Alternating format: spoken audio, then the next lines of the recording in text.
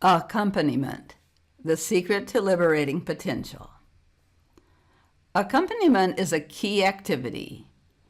If we have an attitude of abundance and truly want to help others to learn, grow, and acquire new capabilities, it is not enough to simply share an encouraging word once in a while. We need to accompany the person, applying all that we have learned in the previous sections. We need to have positive expectations, believing in the person's potential. Show interest in his ideas and ways of thinking, demonstrating an attitude of acceptance. And look for opportunities to give him genuine, specific compliments when we observe progress. First, an attitude of abundance creates within us the desire to help others grow, learn, and progress.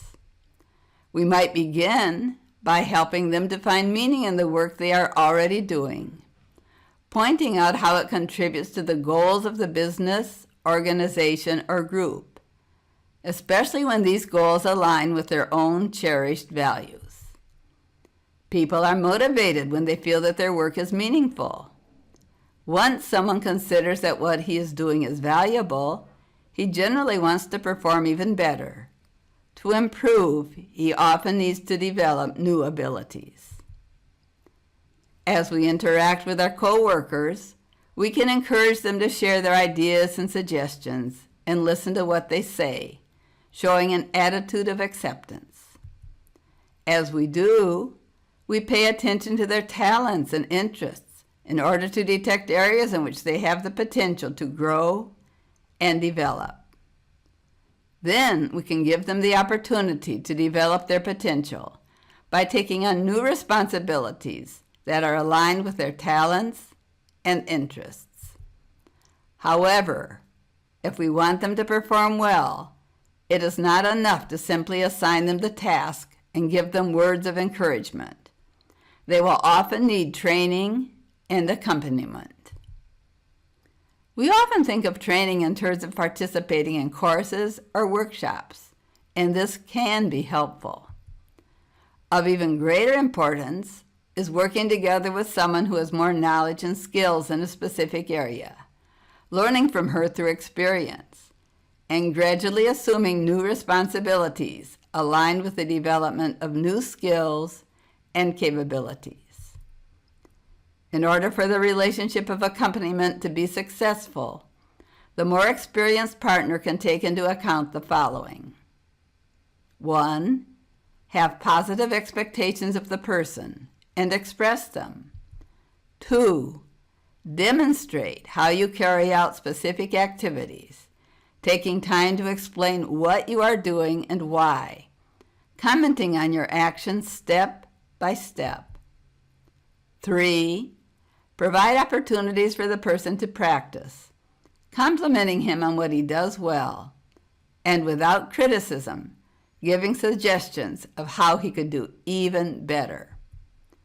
4.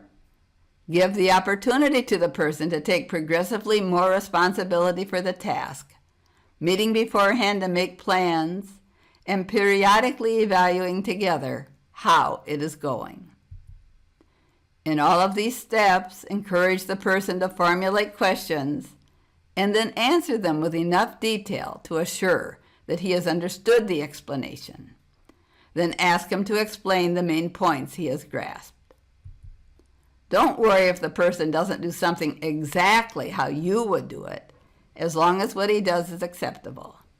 Have confidence that he will learn from experience.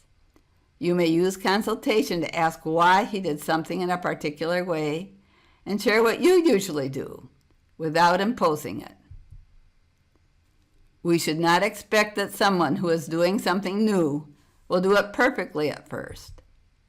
So we need to develop an appreciative gaze, focusing on what he does well and giving frequent compliments that refer to concrete actions. This will give him confidence to continue. As the person progresses, the type of accompaniment needed evolves. Ken Blanchard explains 4 stages of accompaniment that we can adapt as a person becomes increasingly proficient at a new task or position. In the first stage, when the person is highly motivated but still lacks capacity, he appreciates clear, detailed instructions of what he should do. In the second stage, as his capacity grows, he no longer wants detailed instruction, but appreciates it if the more experienced person is available to respond to questions or doubts. In the third stage, he now performs tasks quite well and will stay motivated if he is included in consultation and decision-making. In the final stage, he is completely proficient and can be delegated specific tasks with no need of supervision.